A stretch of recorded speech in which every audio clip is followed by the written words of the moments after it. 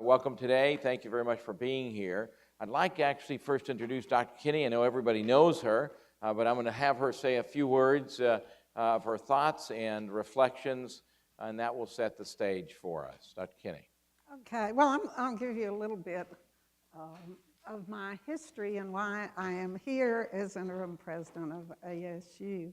I have retired as president of Stony Brook University, which is one of the institutions in the AAU, which is the top 62 research universities, public and private, in the country.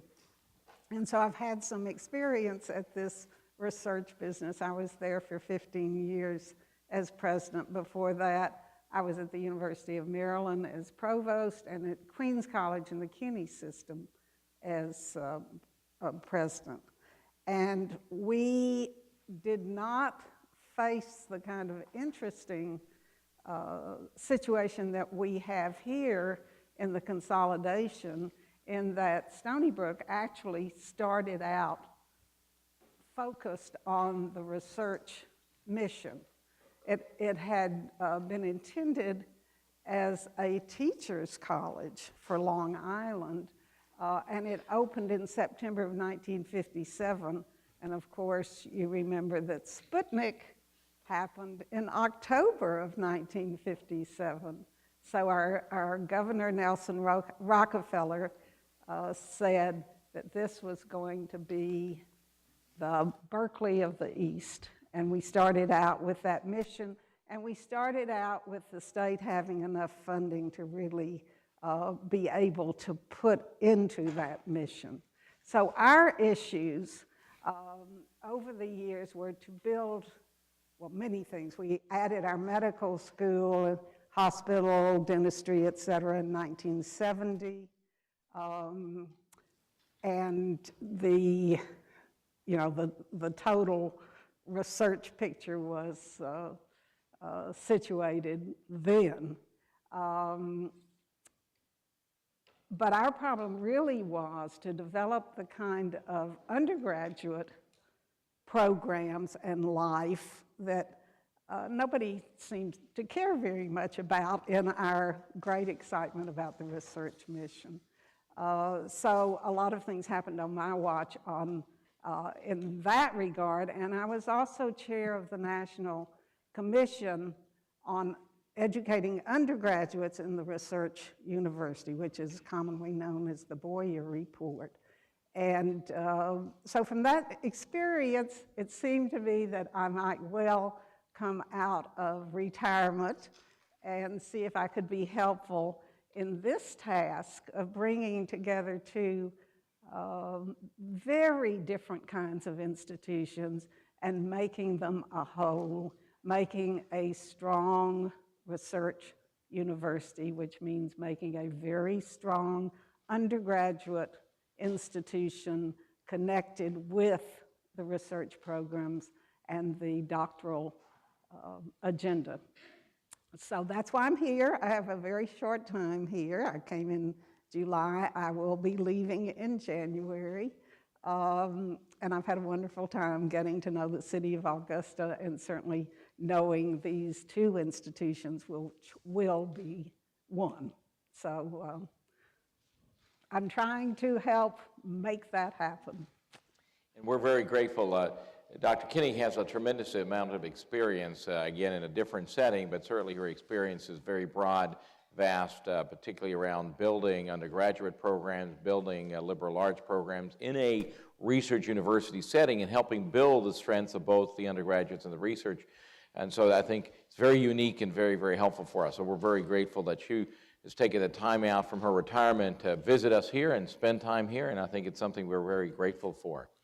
I don't have very many prepared remarks, so I don't have much to say, and I'll say this because, in fact, we've had a couple of forums already this week, faculty forums, but I certainly can go through some of those, that information that we presented earlier in the week, but I'd like to first open it up for questions and comments because, again, that's the important thing. Again, I would remind everybody, out of respect for other people who need to ask questions, try to make your questions, if you have them, brief, and that will allow others to speak as well.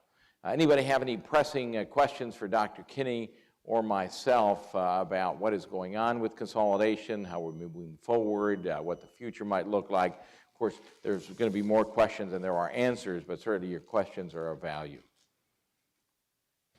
And there are by the way, because not everybody can actually hear well, we're going to ask you to either be given a mic, if you could, or go to the mics to speak. There are mics on either side. Do we have any mobile, Jack? Do we have any mobile mics? If we could have you do that, because some people are stuck in the middle there, by the way, in the back.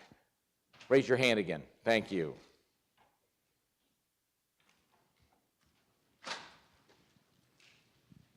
That way everybody can hear.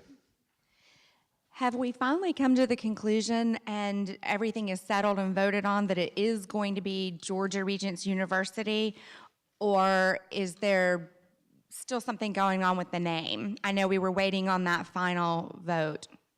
So I will simply tell you the answer. Certainly, there's a lot of expressions around the name.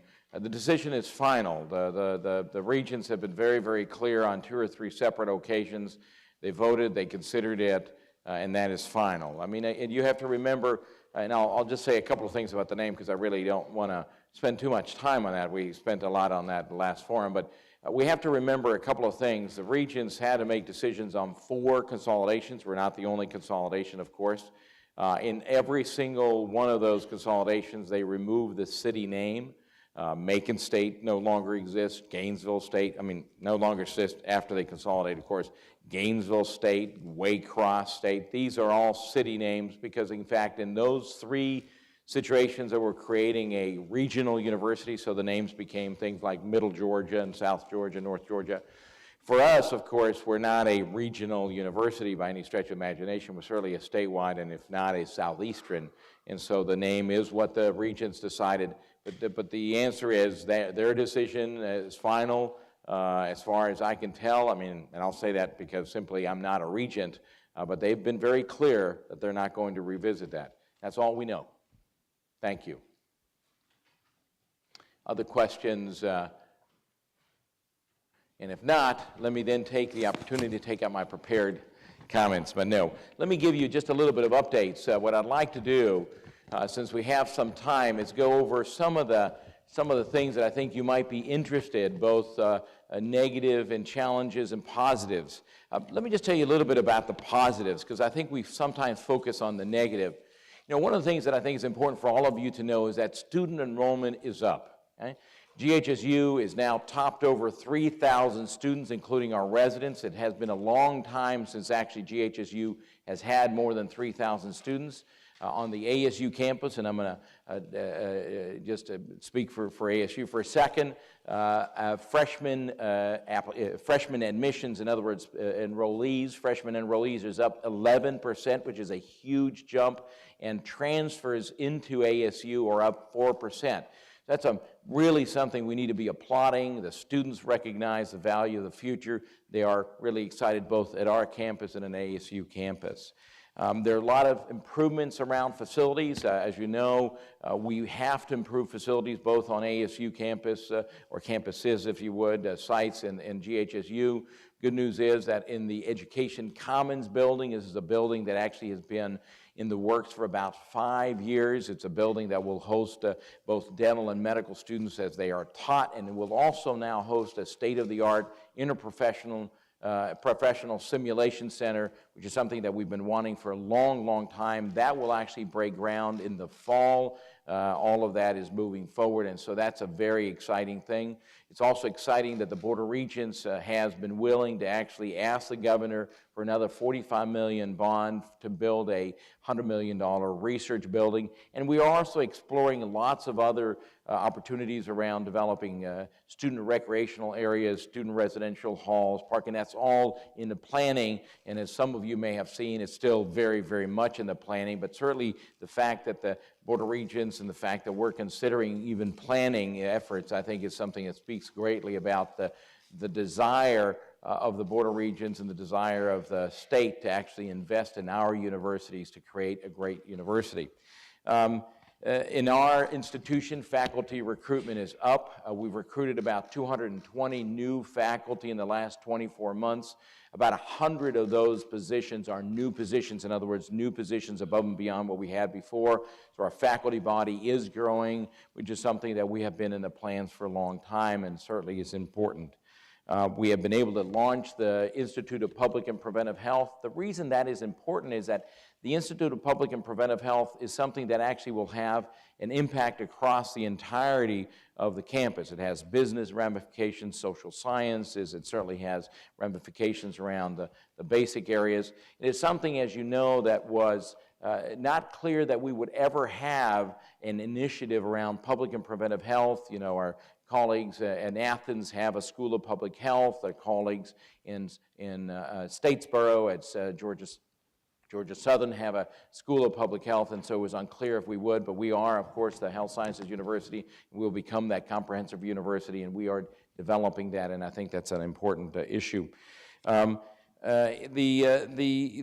integration of the health system with the university, the ability to work together has been something that, as you all know, for those of you at GHSU, has been a real problem for the last decade. We haven't always worked together very well. The systems that we have put into place have really caused us to be able to work together while keeping our own separate identities. The health system has its own separate identity, the hospital and the health system and the university.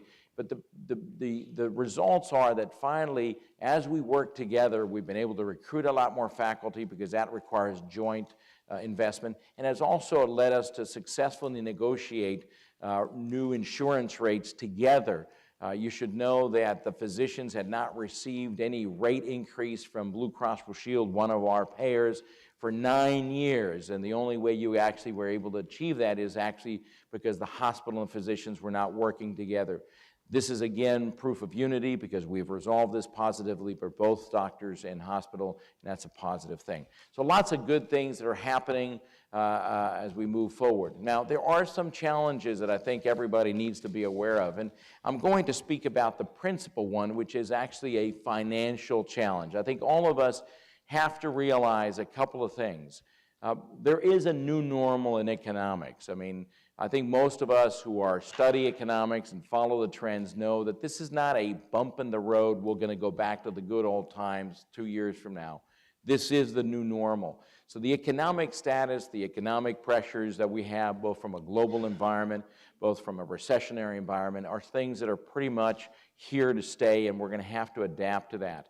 Healthcare reform is coming down the pike. For those of us who are interested, obviously not just in healthcare, but in health education, that's changing our management approach.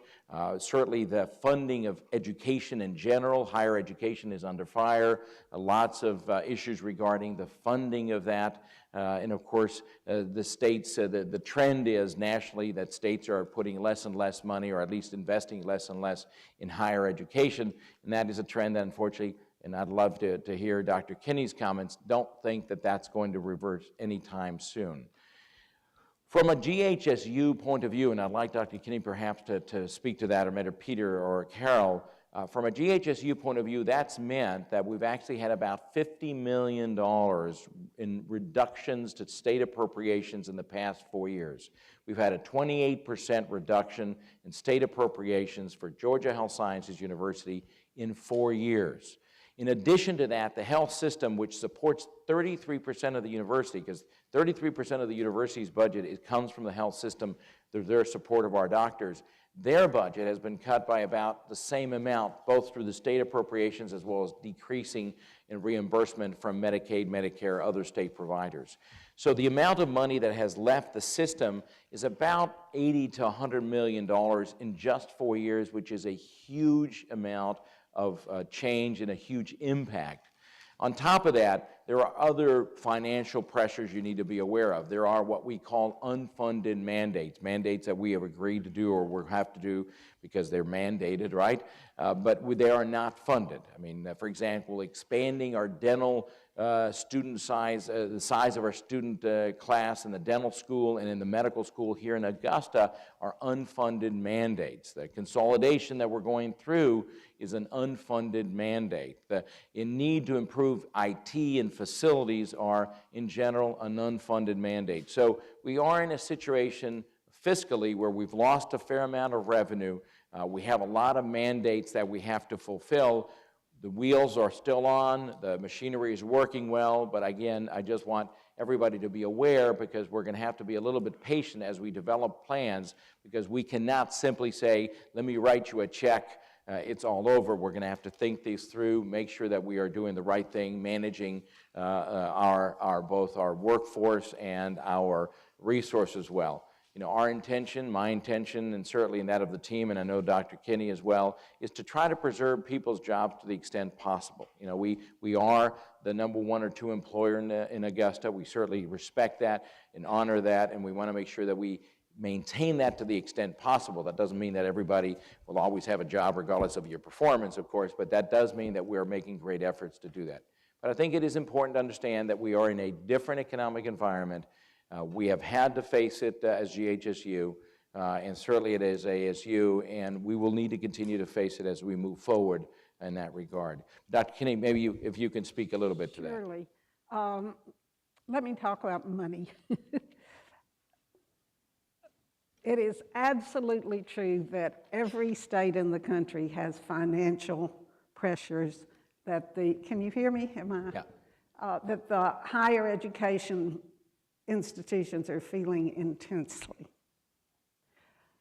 Given that, if the state of Georgia had the desire, the intention, the commitment, and the finances, this would be the perfect time to move up, really move up, to fund our new university in the way it should be funded, because others aren't. The rest of the time, everybody's moving up, and you're trying to catch up with them. Now is the perfect time if the investment of the state, not only financially, but intellectually, philosophically, were there. We could make a real difference. If we do not have new funding for this new vision, which brings a predominantly undergraduate institution and a medical school together, it's going to be I don't know how you can reach the vision, because in fact, you must have doctoral programs and research in the academic areas, as well as the health science areas, and not just the sciences, across the board, if you are to be perceived as a serious research university. So I think we've got I guess I think you, because I won't be here, have a tremendous job to sell that concept, or those two concepts, and now should be our time. And we can do it. Just give us what we need, give us the ability to do it, and we can make a great institution. Will that happen? I really have seen no indications. Will we keep pushing and pushing until Georgia has more money and has the commitment? I certainly hope so, because, you know, we could do something so special here, so remarkable, to actually not use this consolidation as a way to save money, because I can guarantee you that has been tried across the country and nobody has saved money. It doesn't happen. But if we really had the ambition and the goals as a state to make this a great university and invested in it, it could be something so wonderful. So talk to your legislators, beat them to death, get that message across. Let the governor know that we are so ready to move ahead to really give this state a great investment, a great investment. I think it's an important point to make. I mean, at the end of the day, as you know, we are looking for resources from all sorts of situations. We do and are working hard with the state. I mean, the governor has issued vision for obviously what we should be and what he expects us to be, and of course he expects us to be excellence and so on. But you're right, the resources need to be followed through that. We will be working hard at the next legislative session around that. In addition to that, we are obviously beginning to work through our legislative, through our philanthropic partners. I mean, we have not been as aggressive as we should have been seeking philanthropy and support there. Most universities, as you know, that is a bloodline, and that's really the lifeline for them. That is something we're working very aggressively. Our development department, both at ASU and GHSU, are revving up for that increased expectation, so I'm very proud of them.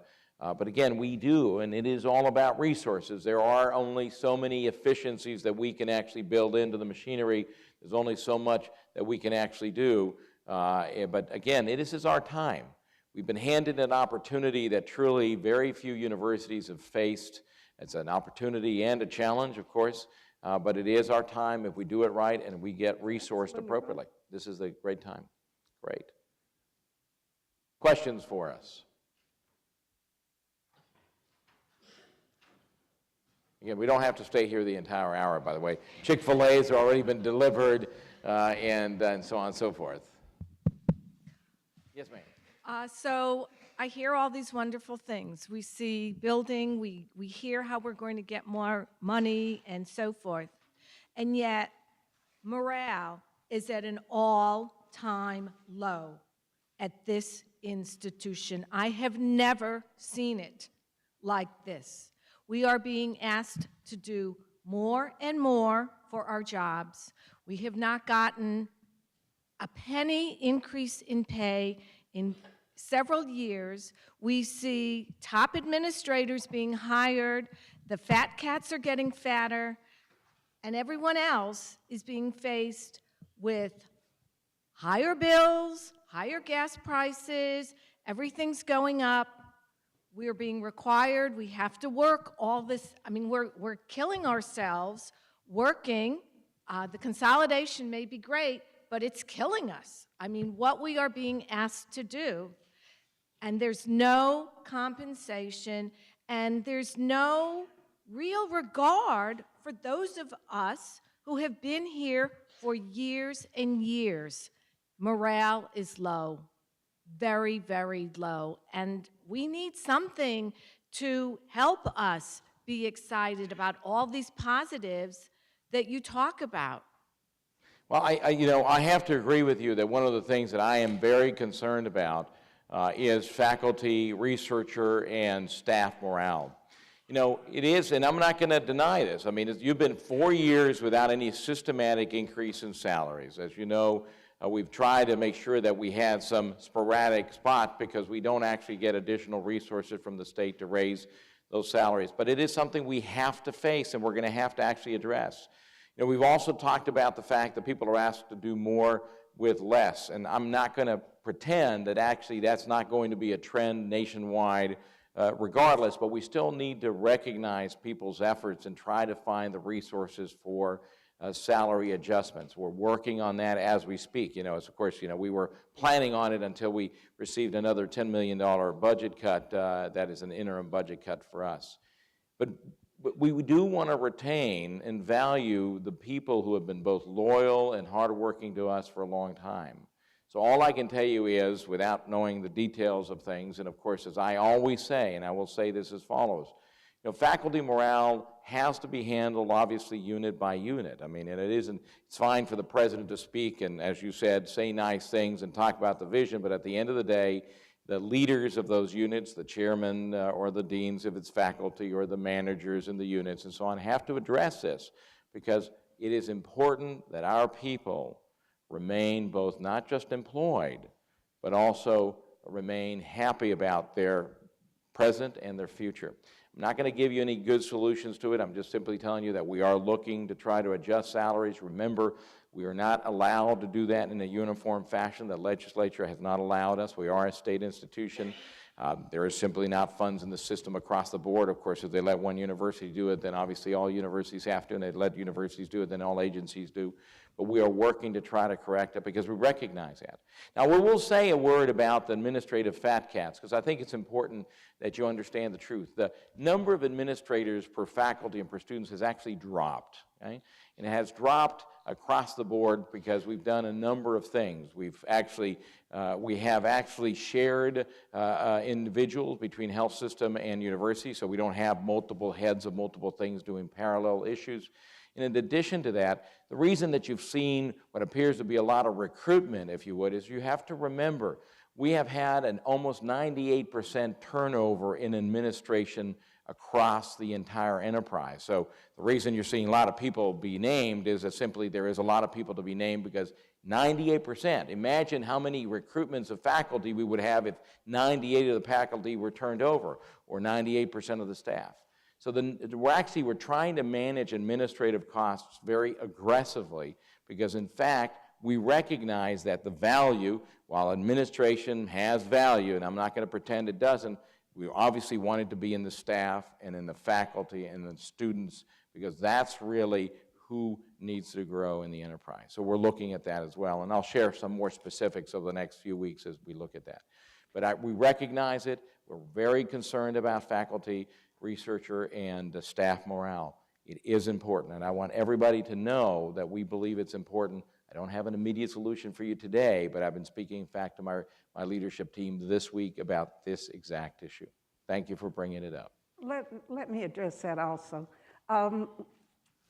It has always been my theory that faculty morale is always the worst it has ever been. However, I have never worked at an institution that had not had a salary increase in 4 years. And I can certainly understand what that does to you as faculty members, as staff members. It's just, you know, it's something I've had no experience with.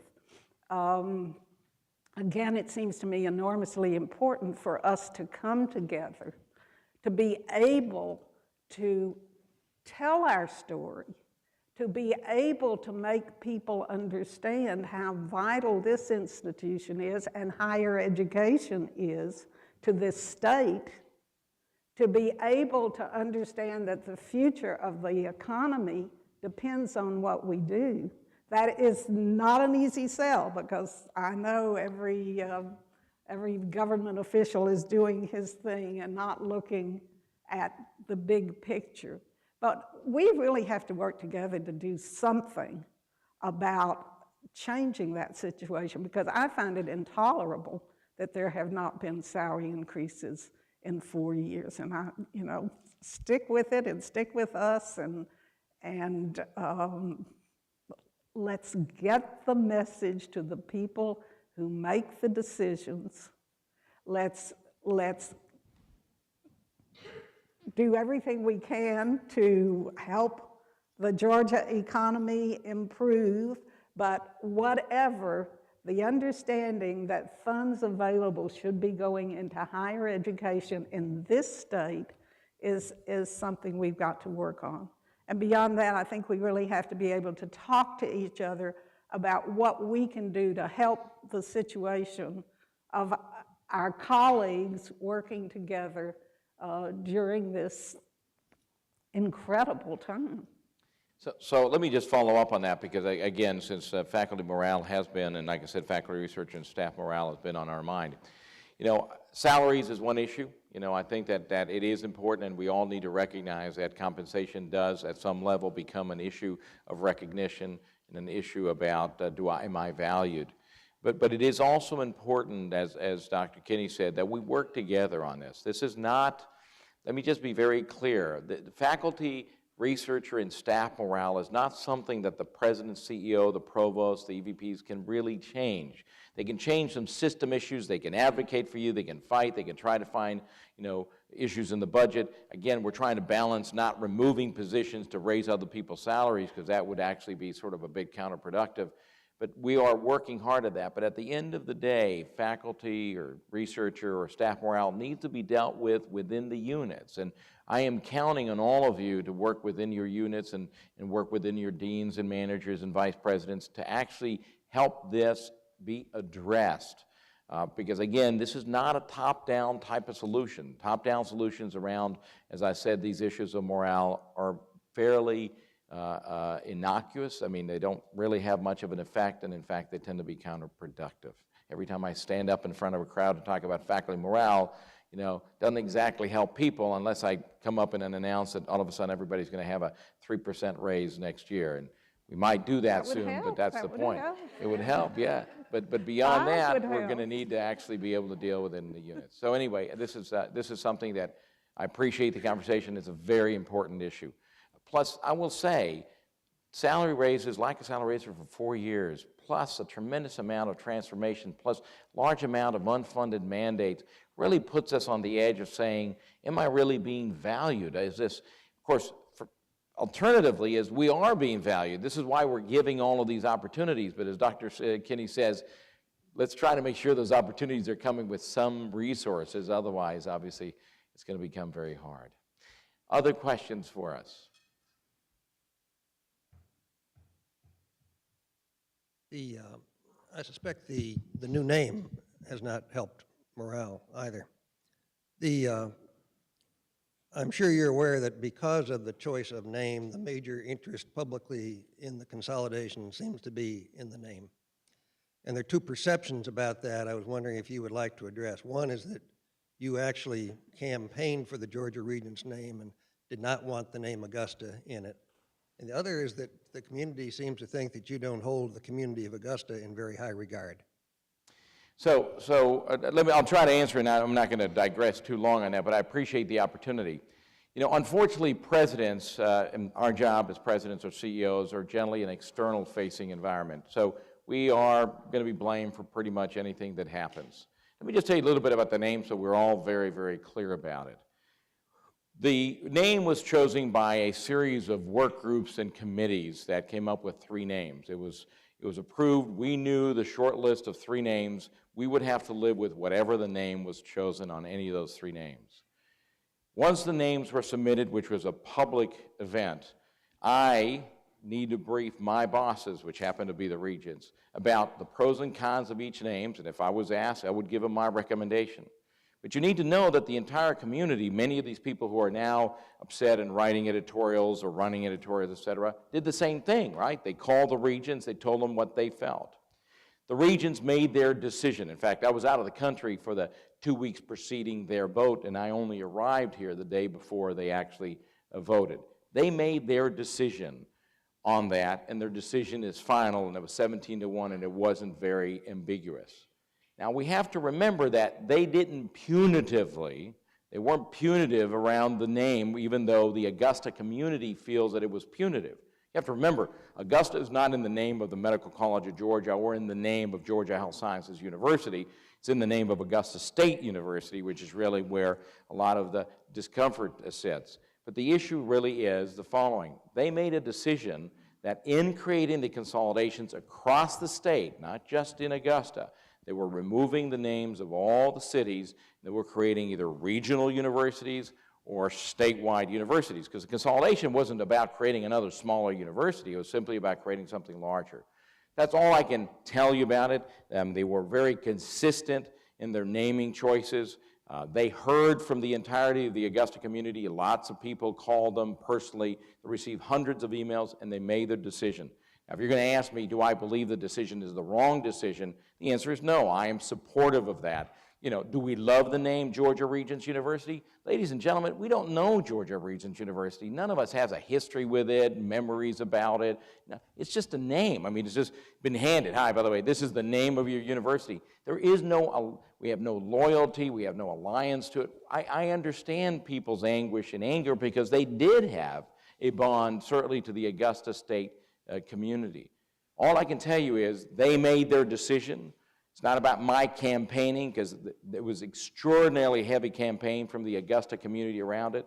They made their decision. They've stuck to it. They're very clear that they're not going to revisit it. But remember, this happened in Macon, this happened in Gainesville, this happened in Waycross, and that is sort of where they're going. So that's all I can say about it. Now, do I recognize that I'm the public face that's easy to pillar? Sure. I mean, that's my job. My job is to take the blows and keep moving and try to keep our vision on it.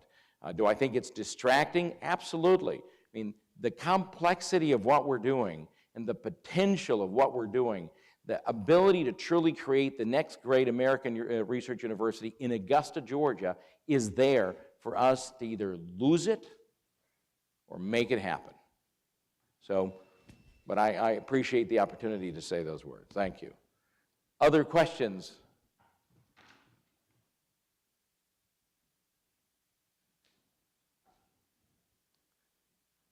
All right. Dr. Kinney, any last comments? No, I think not unless there are other questions. Thank you very much, everybody. Very appreciative of your coming. Thank you.